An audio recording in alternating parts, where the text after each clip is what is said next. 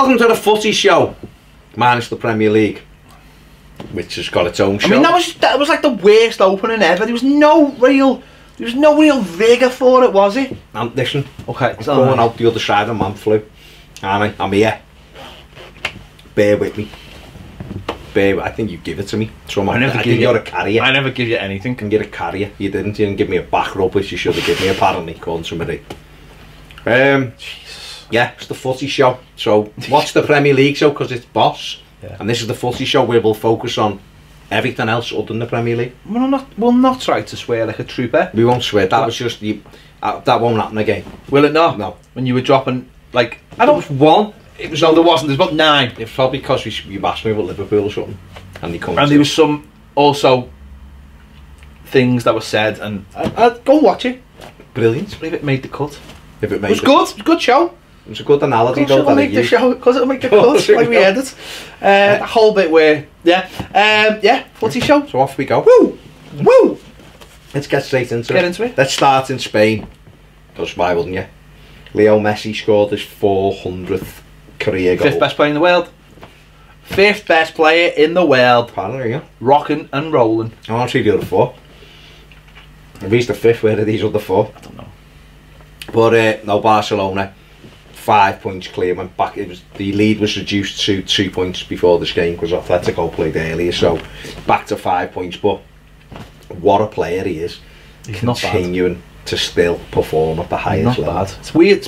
I mean, he's just different, gravy, isn't he? Players have come and gone at Barcelona, and he's just for 10 years. And this is why I personally, my personal choice, my personal preference is he's the greatest player of all time. Now that's just my and we're not going to start that debate, but he's been doing it for 10 years, and he continues to do it. And his game's changed, and his game's evolved, and he's got a beard now and some tattoos, but you're what big dog. Like the thing about Ronaldo, not this stupid 10-year challenge thing that's going around with the 2 pictures side by side. Spoiler, I look the same on both. I've got youthful looks, I know. It's a blessing. Sometimes though it's not.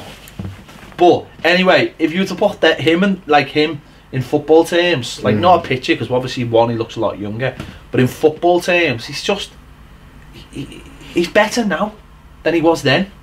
I mean, there was a bit in the middle where he was better than he is, but it's just the all-round package now. He's just developed this game, and I know we say this about Ronaldo, but he's developed this game, so it's almost like for what he's lost, he gains in all the other little attributes, which some footballers, great footballers, can do. I think some of them, and Ronaldo, to be fair, has managed to do this as well. Alright, he's not as good now as he was maybe 4 or 5 years ago, but they just managed to just take a little bit of everything and put it all together, and it still means that they're fantastic. And I still think he's got 2 years at the absolute top. I don't mean 2 years and he's done. I mean 2 years at the absolute top. And the scary thing is I don't see anybody taking his place. No. I mean, someone will have to take his place.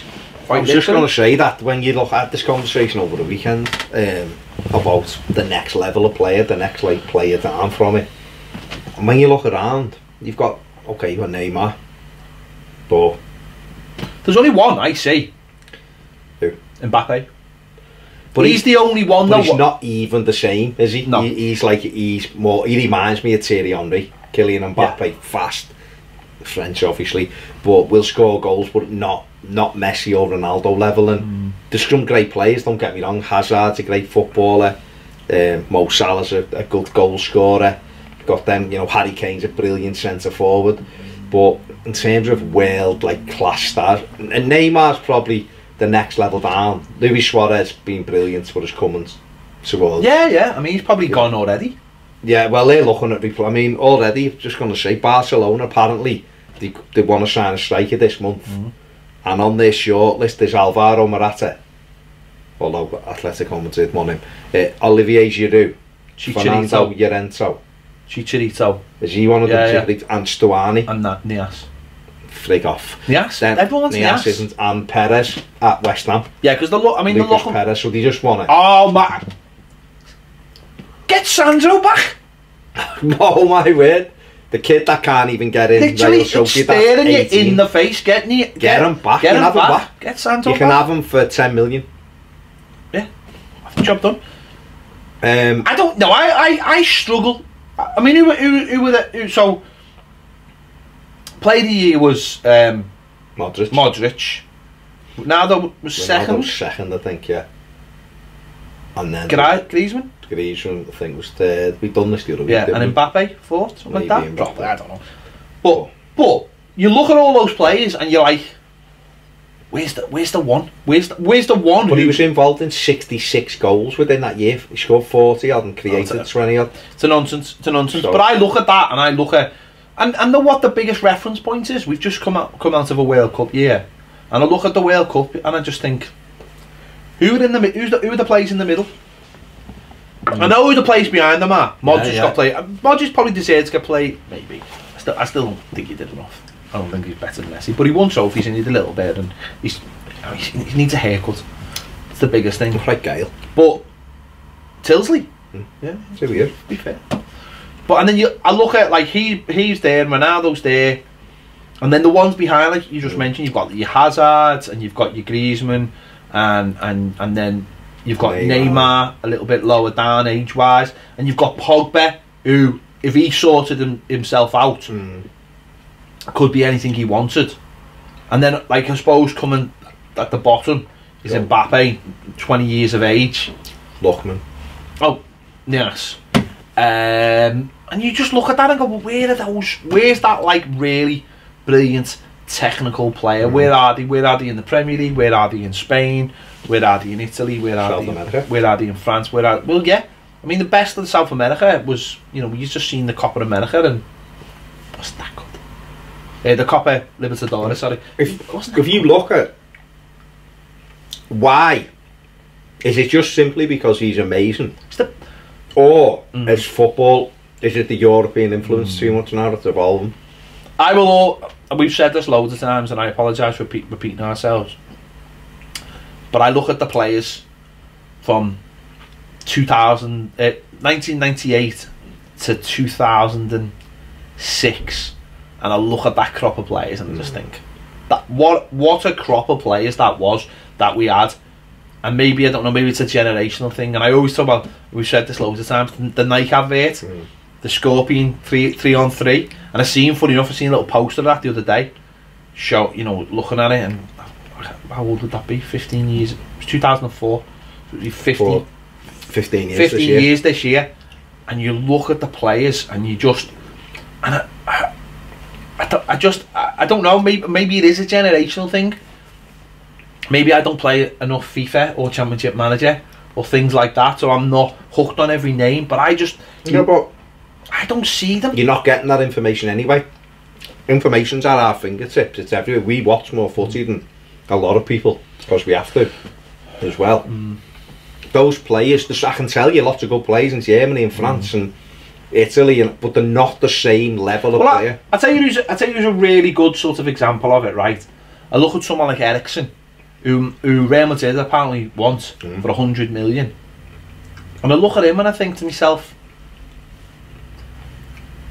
there's nothing about him. Like, he's a boss footballer, don't get me wrong, his goal was good, this was fucking brilliant. Watched it the other day, and it was just like an amazing goal.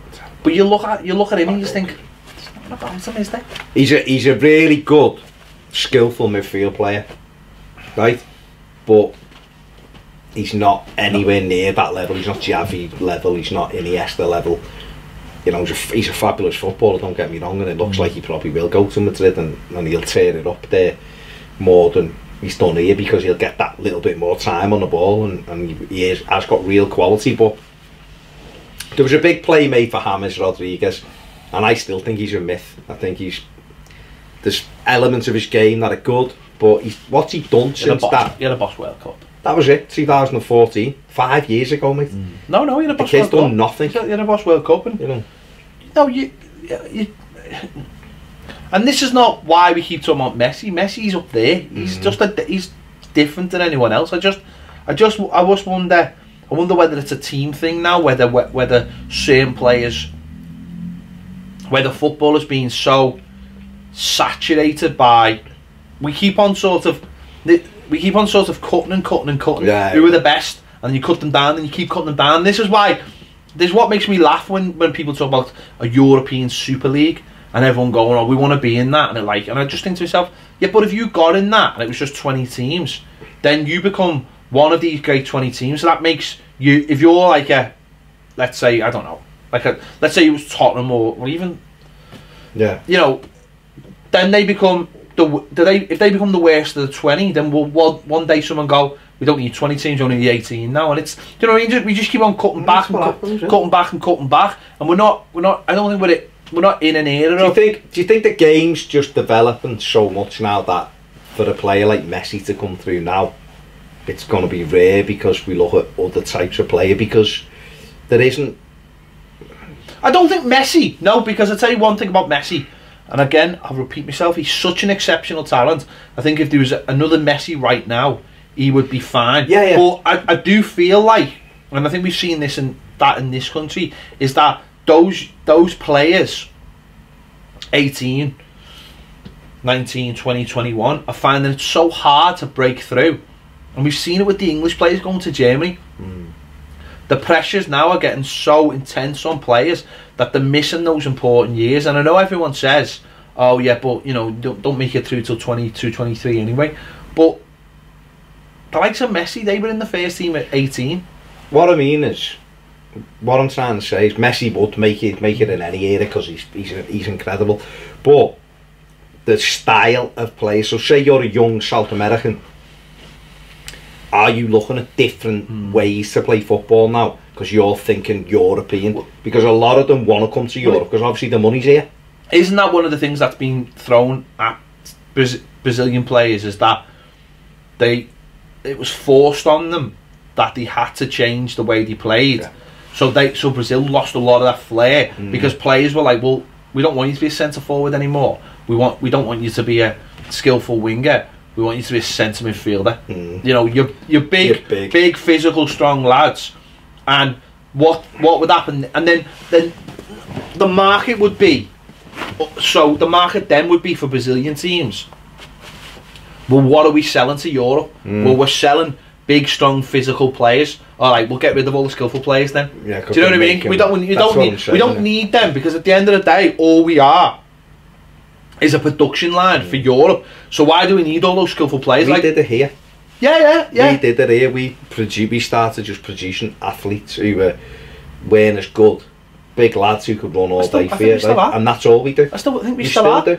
When I watched, I'm going to take this to Everton just very quickly. Sunday, Adam Ola-Luckman, right? Now Adam Ola-Luckman stands out like a sore thumb on a football pitch because, I mean, not if he stood on one, it's not like a cartoon, so you wouldn't notice a sore head throbbing or a head, you know. But because he can dribble the way he can dribble, he stands out, and people look at him and go, "Oh my God, look at this kid!" But that, right, and rightly so, because he's self-taught off the streets. He went into Charlton at 17, so it wasn't smashed out of him by an academy. But then that's where I look at someone like, if we're going to keep it with Everton for him, someone like Tom Davies, who hasn't got the physical presence to develop what he's got, and I imagine someone like Tom Davies in some of these other countries would be lost to the system because they're just looking at him and go, you don't fit what we need. But I was just going to say then, do you think it benefits Tom Davies to go to Germany for a year?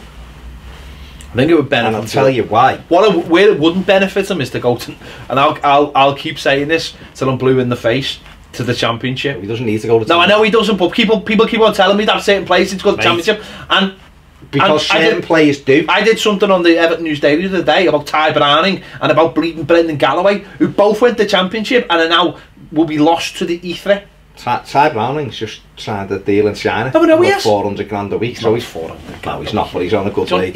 He's on 2 bowls of rice a day. No, he's not, mate. Honestly, he's on a good wage. And apparently he's got Chinese descendancy, so he doesn't have to apply for a work permit. Well, that's convenient, isn't it? But that is convenient. He's got a lot of money. That's fine for him. So fair play. It didn't help us. No, but I'm saying to you, some players do need to go to the Championship to toughen up. They do, mate. I don't believe that. Well, that's up to I you. Don't believe that. I just think that's a myth. Fine. But while you're getting lost in the myth, these players are getting lost. I mean, these players are getting lost, aren't they? They're getting lost because they're just sat in Everton's under-23 side doing absolutely nothing. Whereas Kieran Dowell would argue with you now that he's actually getting a football. He's on the bench at Sheffield United. Well, he will do. Why is he on the bench at Sheffield United? Because it's got a... What's the point? What is the point? Well, what's the point of him sat down the road? Well, why isn't he going to a club where he's playing football? Because no one will give you that guarantee. He's never going to make it. Never going to make it. Mark my word. Record this. Save it. Kieran Dowell will never make it at Everton Football Club. If he might need to make it at Everton Football on the bench Club. At a championship team. He might make it at no, I know, but that's... But my point was, for someone like Tom Davis, if he went out to Germany, right, yeah, he would play without the pressure, and we'd have a better idea of whether he could hack it, because he might develop in Germany. The Germans have got it absolutely spot on for themselves, and it's weird that I've actually done this, because you look at Germany as a place that always wants to look after its own intentions for the international team. It's always about getting players through, and the fact that there's this new trend, and there's one, you know, there's the lad from Chelsea, looks like he's going, there's another one I've just read about, looks like he wants to go as well, that they're accepting all these English players. But the way they look at it, they've decided that their model is going to be, they've decided we can't compete with the Premier League because our model that we serve to our fans can't compete with that. They've already decided that the 51% won't allow for big owners and that kind of thing. So they've decided, well, what's the point in trying? Let's get young kids in. Let's develop them in the league. Everyone's going to be doing it. Bayern Munich are maybe the exception, but even they might have to start changing. Dortmund, you know, are currently top by 6 points, I think it is, and they've got a young, fresh approach to it. They've just sold one of their, well, Pulisic sits on the bench, has been sitting on the bench recently because of other players now, but they've decided that's the road they're going down. But that will hopefully for the country develop young players from Germany and elsewhere, and it'll all just mix into this melting pot, and that's what they've almost culturally decided. And I suppose that's a good way going forward, and I don't think everyone could do that because there's different pressures. The Premier League's all about money, but it's what you want at the end of the day, isn't it? You know, it's what you want at the end of the day.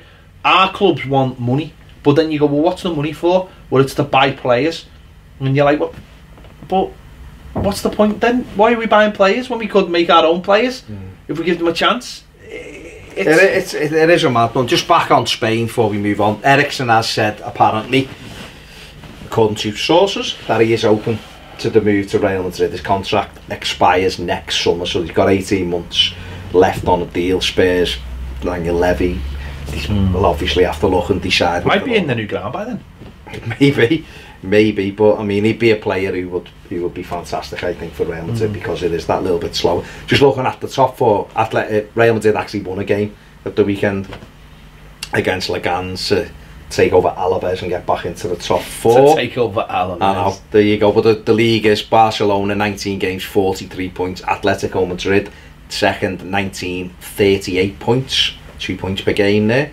Sevilla back in third, 19 and 33 points, and Real Madrid on goal difference the same. I'll tell you what though, what I will say very quickly, Atletico Madrid, big year for them, because at the end of the season they could be losing Golden to Inter, and I imagine possibility of Simeone going, do you think? Well, he could go if they lose maybe Griezmann as well. Yeah, I wouldn't be surprised to see Griezmann he wants Morata. At the sticking point at the moment is they don't want to pay a transfer fee at the minute. They just want to loan him and see how he does. Morata was at Atletico Madrid, I think, when he was 15, 16 or something, so they want him at the moment. Let me just throw a spanner into the works. Just, if he did go, Simeone, could you see Costa going back to Chelsea?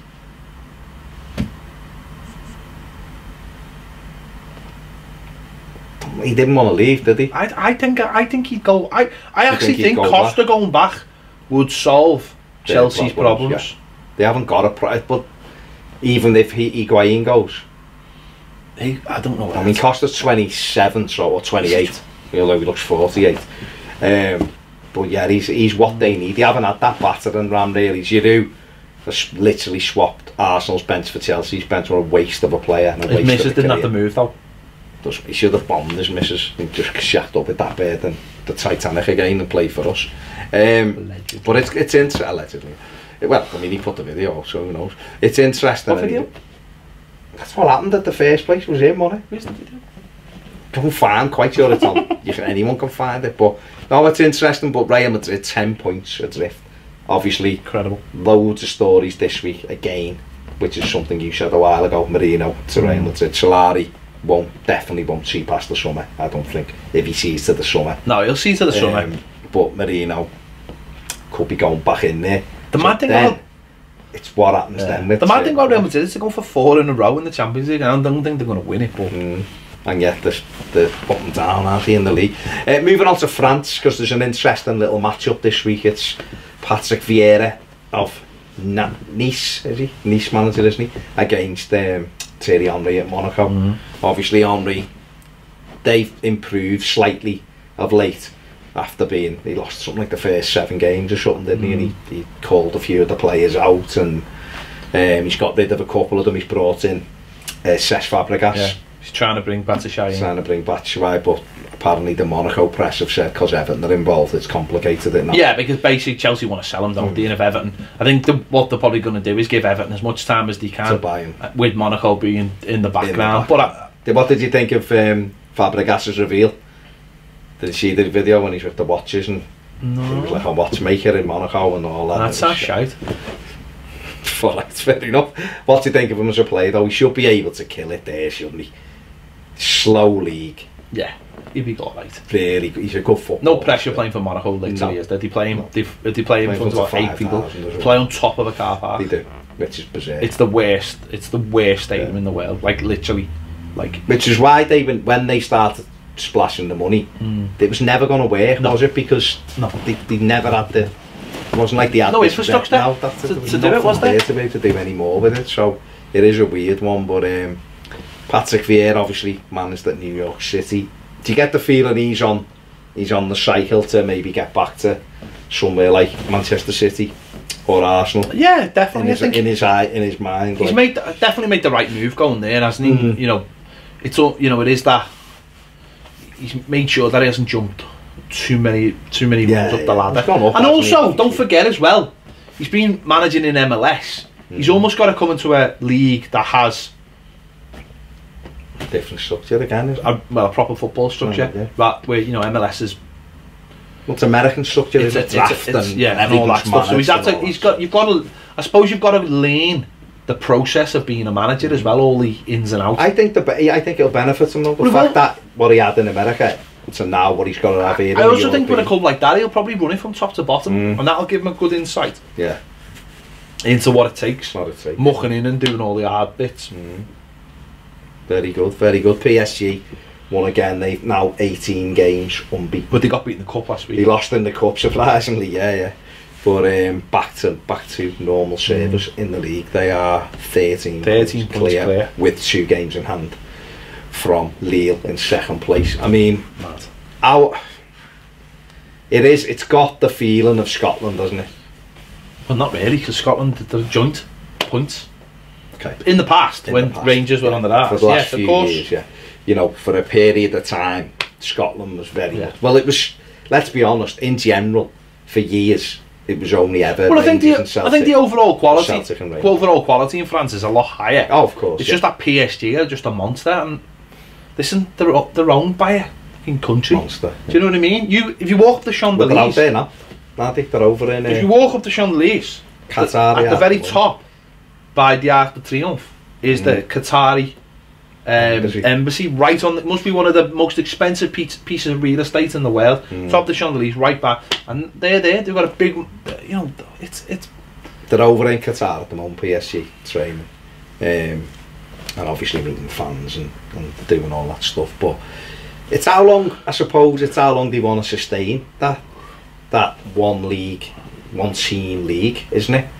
You could see it. You see when you mentioned the Super League, then they're ones who you look and think they're prime candidates for pushing it, because how do you get the very best player? I know Neymar's gone there, and they've obviously got Mbappe, but he's come within France. But how would you get the very top players? I suppose it comes down to,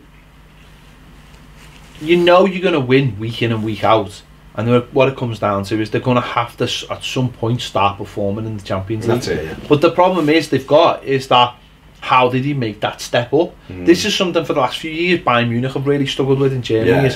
When it comes to the crunch and you've already wrapped up the league or whatever, how do you make that? How do you get yourself up for those games? You know, and that's the problem, and I think that's the problem they face now. But it's up to them to try to sort it. One we've got there, mentioned this before, but Balotelli could be moving to Marseille. Yeah, linked with a move back to England last week. But do you think he's done in England? I think he's obviously found a league that suits him and feels like he's maybe grown too big for them, and Marseille might be a Marseille is the type of place that would embrace him. I think they do seem like they like a bit of a cult hero. I'm going to say they do like a cult hero, and I think it's a weird one because Marseille are like a proper football club. Paris Saint-Germain, they are. I'm not saying anything about them, but what they've become doesn't strike me as almost like they're like a boutique football club now, like the elite. Whereas I feel like Balotelli probably just wants to play for someone who would get him as a person and would love him, and they wouldn't mind his indiscretions because he'd fit in with their psyche, and I think it's a good match. Just I meant to mention, when we talking about PSG, this Ghana thing, they've apparently today come out and said he's the #1 target and the confidence of getting him. So obviously, you know, he's an important player for Everton. So that's led to a story I just read before we recorded this, saying that Everton will then go after Dembele from Lyon. Fund that. That's a very, very big transfer. That one would be if they could get him. Personally, I'd rather have the Corey because he plays in the league. But Dembele is only 21. So obviously, it's a lot of. I know it's a lot of ifs. It's a lot of ducks in a row, isn't it? Yeah. And but I mean, from a professional point of view for Ghana, it'd be a fantastic move, that wouldn't it? To go and play for PSG at his age. Taken as if I was sitting here as a neutral, I'd say for his age and what he could get out of it, it'd be a fantastic move. And a good move for Everton at age. Oh yeah. Age-wise, if Everton have got a replacement, listen, we live. 12 months ago, Liverpool sold Coutinho to Barcelona, and everyone was up in arms about it, and then he used the money to bring Virgil van Dijk in and the goalie in, basically. He strengthened two positions by selling a player that he didn't really need. Now I'm not saying we don't need Ghana, because we do need Ghana. He's a great player, but we've all sort of looked at it and gone, is that a position we need strengthening? And you just think, well, maybe in the short term we might suffer, but what we have got is actually James McCarthy, who I don't think is as good a player as him, don't get me wrong, and has been injured and stuff, but I think in the short term he could be a fix for us. We know what I'm talking about us, but for Paris Saint-Germain, I think he would fit brilliantly, and I think what he would do as well, he'd give them a bit of heart. He'd be that player who'd be like, engine room, he'd be that player who'd go, I'll work for all you players, and you can go and do what you want. You can play in Europe, you know, you play in the Champions League. And for a 29, I think that's, you know, it'd be for Everton, just on a business sense, it'd be a fantastic bit of business. Bought him for 7 million, sold him for 40 when he was 29. Is incredible. We'll miss him if Everton were to sell him, because he is a fantastic player. He's a hard worker. He wins so many, but I mean, half the time he's lost the ball in the first place, but he's brilliant at recovering the ball. And the only thing I would think we wouldn't miss him is mad. The thing that would really upset me about it is we've got a really boss T-shirt. We have with Ghana written on it. That will hurt us. But then if we got Dembele in the something, I don't think it would fit into the NASA logo. It wouldn't. But you just fits really well. It's something good, wouldn't you? I know, but I really like that. Anyway, oh well, there you go. But it's just interesting to see, because they have come out and officially said he's the #1 target this month. Clearly so they won him. Oh, they tapped them. They tapped them up big time. France. So we've got obviously PSG 50 points, Lille 37 points from 20 games, Lyon 33 points from 19 games, and Saint Etienne 33 points. Football hipsters' favourite, Saint Etienne. Oh, Saint Etienne. Absolute football hipsters' dream team. Them. Saint Etienne. Great band. Bosh. Great band. But never forgive them for panicking against Liverpool in the 1970s. I didn't see it, but it's in my head because people have told me. Moving on to Germany. I think that starts again this weekend, doesn't it? the Bundesliga. They do have a boss break. They have a proper break. They have a proper break. Proper chilled. I mean, they always have that thing just before. I mean, that's quite literally why they have. Because it's chilled. Because it's proper chilled. Well, there you go. You know, it's all good. But just looking at the league there, I mean, you mentioned it before. Borussia Dortmund, you know, 17 games played. We played that over Christmas. 42 points. What a return that is. 6 points clear of Bayern Munich. And just, you talked before about they've got a different, kind of a different model. Obviously Germany carries the rule of 51 and that's, you know, 51% is fan ownership there, so that's why a lot of these clubs don't have wealthy benefactors, so to speak, or behind them. But Dortmund have done really well because obviously they were struggling massively when, you know, the big Germans took over them, and he got them, you know, to very successful, you know, always up in the top two, won the league a couple of times, lost in the Champions League final, I mean, not like him to lose a final. Done really well with them, embraced the whole club, and I remember there was a little thing on him before Bayern Munich beat them in the Champions League final, and I was like, I actually quite liked him, listening to him, and he was going through everything he'd done in the club, like put Dortmund stuff everywhere around the ground for the players to see, and it was like, this is what you're representing. It was, he said, I wanted it in their eye all the time, where they were, what they were representing, and I was like, oh, wow, that's quite powerful, like, from a manager to embrace himself in that, you know, the fabric of the club. Then it went a bit sour for him. Just a couple of players, obviously Lewandowski went off to Bayern Munich, and Bayern Munich basically just pinch all of their players for a few years, Hummels and Gertz and Royce. No, got through it. Yeah. So, and then he struggled, and he was nearly... Royce got really bad injury, actually. Royce got it, no, but this was after, wasn't it? But he nearly took them down. Then Klopp, he was... But he didn't. He didn't. They finished ninth or 8th. They finished they were bottom in like February, and then he won about 5 games on the run and pulled themselves out of it. Listen, he had them bottom, so that's good enough for me. And then they had a little couple of years of bounce, and they got a couple of different managers in. It didn't quite work, but of late they have had a total rethink. They got, I think he started it a little bit. My fella, Thomas, Tuchel. He really started the revamp, and then obviously he fell out when they made them play when the bomb had just gone off. So he fell out with them there and left, and then he brought the fella in from Ajax, didn't he? The Ajax manager, and then he got rid of him and he took Favre in there now, and they're absolutely brilliant. They got Alcacer in from Barcelona, and he's been amazing. He's been a revelation. But you know, Jadon Sancho is the big one. He come in from Manchester City. Everyone raised a few eyebrows when he got him, and it was like, is he Dale Jennings? I think you mentioned that the other week. And yeah, he's been absolute revelation for them, hasn't he? And he's made 3 or 4 appearances for England now or something, or certainly been in 3 England squads, and all of a sudden they're just to be 6 points ahead of Bayern Munich at the heart of what is the halfway stage for them. It's fantastic, isn't it? Yeah, they've had a really good consistency about them, while Bayern Munich have been, I don't know, I think what's happened is, I think Dortmund have hit on something early and gone through it, rode the wave, and just, no, but what I mean is, previous to this season they decided on a philosophy, gone with it, and now they've seen the fruit.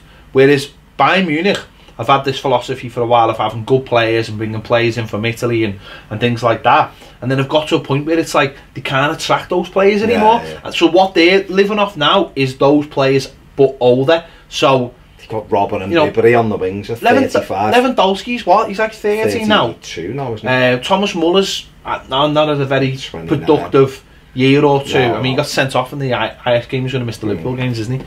Robben and as you said, they're Ribery and although they have got younger players, they've let too many players get old without replacing them, and I think that's where Dortmund, having that fresh young team, as the energy's just bombed them. And obviously Bayern Munich have got a new coach this year as well, and they've just they've just signed Pavel,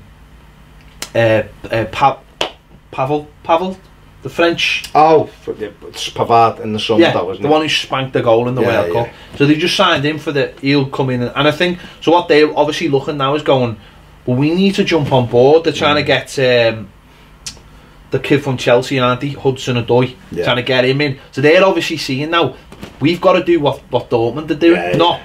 So for a while it was like, we've all got to do what Bayern Munich are doing, and now it's like, no, we've got to do, this is the only way to do it now. We can't keep spending money. And it's interesting. So listen, Munich are good enough to pull that back. Oh yeah, of course. But it's ideally from a football, like a neutral perspective. Well, you look at it, you look at third, Borussia Mönchengladbach are third, and then Leipzig are fourth, and three of the top four have got that kind of philosophy of getting younger players, bedding them in and playing them, and not going for because the money's not there in Germany, and maybe the quality's not there anymore, you know. But for the league, they're not obsessed. I don't think people in Germany of the Champions League, they want to win their league and they want to have a good national team, and that's the way they look at it. And this is going to help it, because if you're bringing young players from England, then that's fine. But you're also going to say, well, if that philosophy is to have young players, then we can have English or German. And if that's the philosophy, it's going to work either or. Where if your philosophy is, we're going to spend money, that's not going to work. That's the problem we have in this country, is that we just throw money at every problem in this country. Who does that help? Agents is literally the only people that helps, and TV. Of course, yeah. Whereas it doesn't actually help develop players. Jamie, like, well, we're not spending that money anymore. We're not throwing money at it. But Munich, they just bring people on loan for like 2 years now. That's their philosophy now. They had Kingsley Coman from Juventus, and they let him play against them in the Champions League, and he scored against them, which is always mad. They've got a thing going now. They've got James Rodriguez.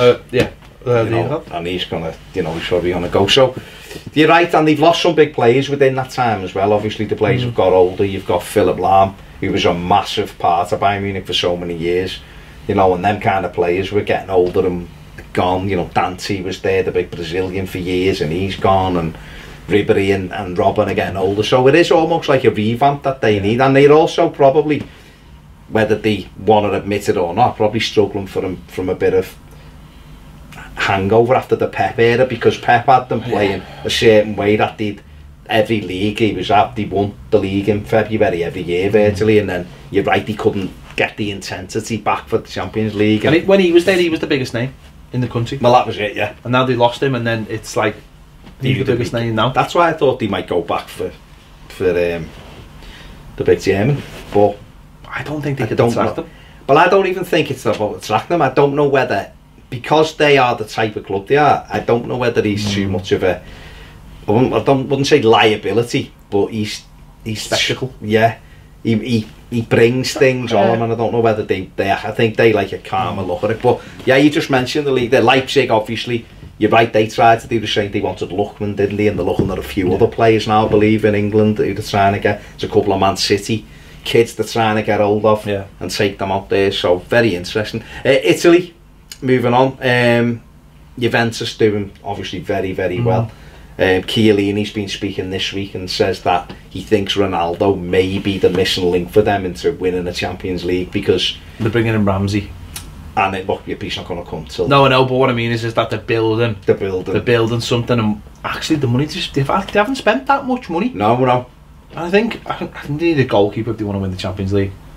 But could they not win it this year? I think they could, because I think anyone could win it this year. I mean, I think the thing with them is you got Bonucci. I mean, I watched them on Saturday in the... I think it was Saturday night I had it on, the Italian Cup. And they won 3-0 away.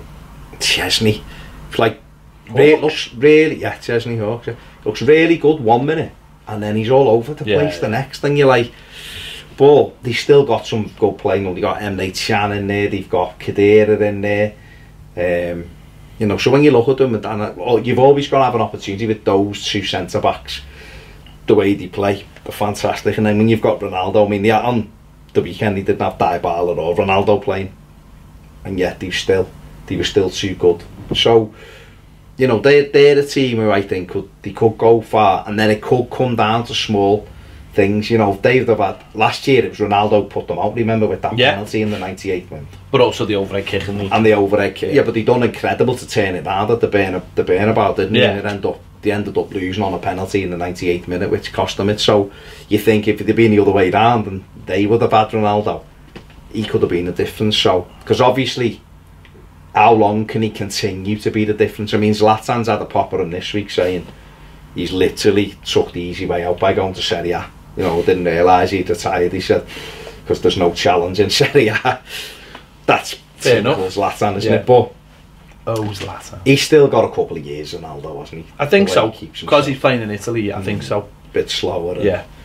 What was mad with Ronaldo was he finished the year as Real Madrid's top scorer and second top scorer for Juventus in 2000. Well, Juventus, at time of filming, they're playing in the Super Cup tonight against AC Milan. Yeah. So, Higuain has been left out the squad. Right. Chelsea are, this is like literally breaking news as we record this, Chelsea are increasingly confident to sign him on loan with an option to buy. And the fact that he's not playing tonight sort of signals the fact that that looks like it's going to get done. So, done within the next day or so, I should imagine. Which is obviously good for Chelsea, especially with it being on loan. You get that chance to see him and see whether he'd be worth it as a 30-year-old. I mean, this is a fella that almost went to Arsenal a few years ago, and then Arsenal didn't go through with it when Wenger really wanted him. He'd probably done well for them, and then he ended up going to Napoli and being fantastic, and then Juventus and being great, and then obviously it hasn't. He's scored 6 goals for Milan. He's always been a brilliant goal scorer. At Madrid, he was a brilliant goal scorer, but he just didn't. It's what he does when he doesn't score. But it was also at the time when there was a lot of pressure on selling shirts and stuff like that, and all that comes into it, and they got rid of him. He was brilliant for Napoli, you know, and then he went to Juventus and became one of the most hated people alive. And now he's with Ronaldo coming, he was the odd one out. What he is a player that scores lots of goals but never important ones.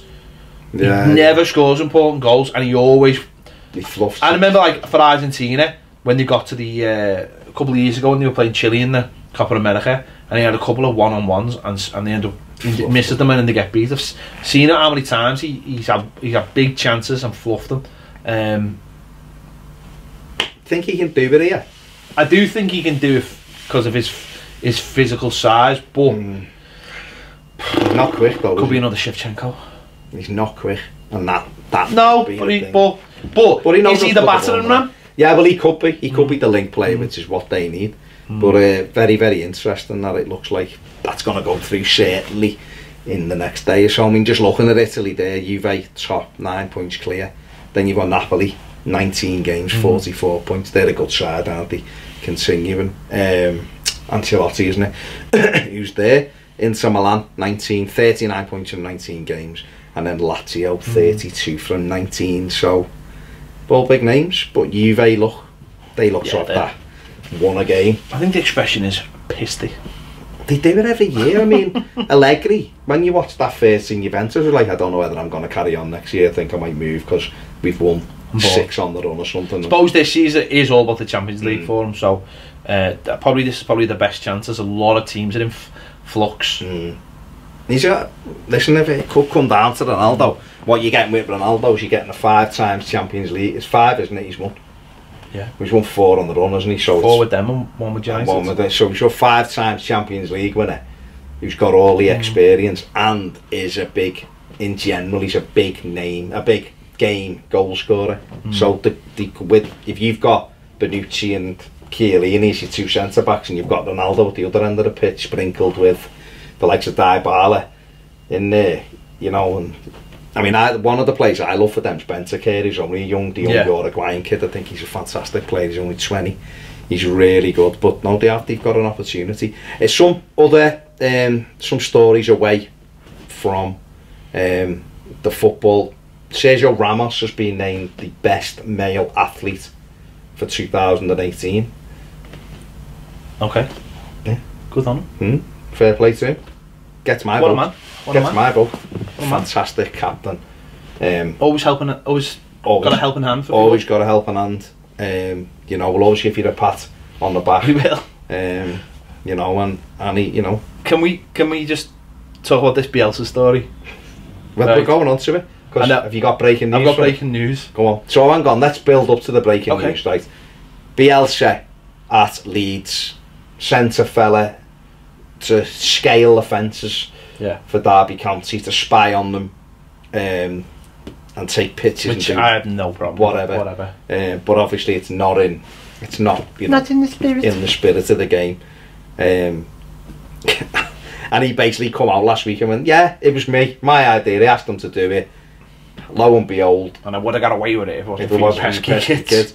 And lo and behold, Leeds beat Derby in the resulting game, and this has escalated. I think had Derby won, it mightn't have gone where it's gone. People still would have looked down on it, but it mightn't have gone as far as it's gone. It's been another big stink the last couple of days, resulting in Leeds calling an emergency press conference for 5 o'clock. Yeah, the press conference is apparently just taking place. Yeah, with Bielsa saying, "Good evening. I called this press conference because tomorrow we have a classic press conference ahead of the game against Stoke City." That's it. That's it. Right. So the stories were that he was about to resign, and I imagine that he probably was about to resign, but he's been persuaded not to resign, and therefore he's gone out and said what Pedro has just told it. He said, I just think he's on a massive wind-up.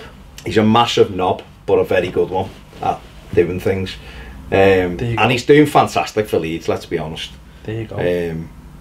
But yeah, how to wind the press up. The press will be fuming with that. What's mad is, I don't think anyone wanted him to leave though. No, they don't want him to leave. Character, no, I don't mean resign. I mean the fact that he's calling to go, oh yeah, you'll be here tomorrow for me proper press conference.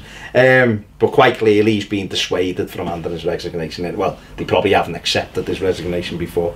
The other week, I don't know whether it was me and you doing it, but it might have been when Cameron and Les were in and we were talking about Marcel Brands, because Brands said he'd send people to look at training sessions at things, and I had said, what's he sending them there, dressed as like trees or something to stand there, and we were laughing, going, imagine if that was the case. Next minute, Bielsa just went, don't even get dressed up as a tree, just literally go in there, training kit, full Leeds gear on, with a hat, Leeds hat, and a big Nikon camera over your shoulder. Don't even do it on your phone. Hold it up with a lens, an SLR with a lens, big film thing, big BBC camera from 1983 in there, and just leads it up. And yeah, madness. I mean, he's a character, isn't he? And he's done brilliantly for Leeds, hasn't he? Let's finish with a fella that I literally couldn't give a second for, because I think he's the biggest knob in football. One of them after the big Jim. Martin O'Neill, who ironically reminds, well, I call Klopp the German Martin O'Neill. He's back in football in England. He's at Nottingham Forest. Spiritual return. Yeah. I mean, as a story, I think it's a really good fit. I think he done fantastic things with Forest. He probably should have gone to Forest 10 years ago, really. While he was still, at the powers of his, because he might have, because I like Nottingham Forest. They're a club who I grew up in, with them being in the top flight. They were great with Clough, lovely football inside, and it's been sad to see them go into the Championship and basically not come back up. Although the year they went down, they were fucking grim and still managed to beat us at Goodison. Thanks Pierre Van Hooydonk. But a good move for him. He's just been it's interesting. Left Ireland. Yeah, we left Ireland. I honestly thought he'd be finished, but Forest have dabbled in different ways, and I think that's what's important, is that they've tried different ways and different managers and foreign managers and British managers, and nothing's really worked. So why not try someone? I mean, Karanka was doing really well for them. He's only left because they wouldn't back him over Christmas. He needed a couple of new players. He went and got a win last week, and then he resigned after the win. What are the odds Karanka ends up being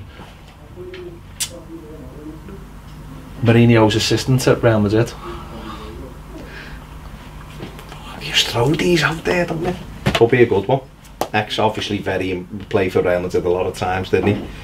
Could be a good one. He's a good well, with the intention that he may take over at Real Madrid. But back, I mean, could do. But I think this for Forest, after Karanka's gone, I know a lot of their fans, some won't be upset, but a lot were upset what I saw. it's a way, I suppose, to unite the fan base, because it will.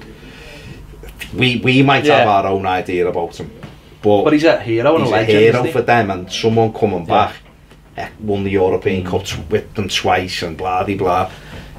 And he's had a big career as a manager, so for them it's probably like quite a big appointment, isn't it? Really? Yeah, I think he'll stabilise them. And he's obviously, listen, he's got experience of managing in the lower leagues as well, which is very important. Okay, the game has moved on, but he has got that experience. So, yeah, I mean, wouldn't float my boat as such, but he'll have great memories of there, and they'll have great memories of him, and you know, for their sake, they'll hope he can do a job. Do you think there'll be an expectancy on how to play the game? Because I hope not. Because he's very direct, isn't he? Which Forest are very much a footballing side, or have been.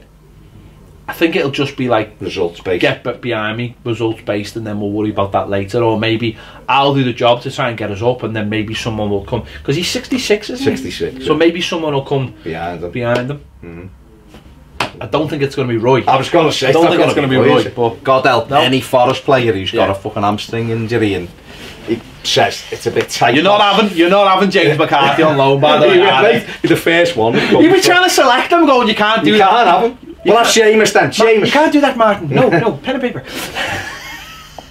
Martin, Seamus still plays for Everton. You can't put him in. But yeah, we're calling him up at his first press conference. We're calling up James McCarthy, Seamus Coleman. Very, very interesting. Very interesting indeed, Martin O'Neill. Good luck to you. There you go. Nottingham Forest. That is it for our new vamped football show. I enjoyed it. A lot of footy. I enjoyed it. A lot of footy getting talked, and a lot of Premier League footy getting talked. I enjoyed it. Check out the Premier League show if you haven't already, because if you haven't, what even are you? That's all I'm going to say. I don't know. We're just throwing the shows out there. We're just out there for you to build, to enjoy.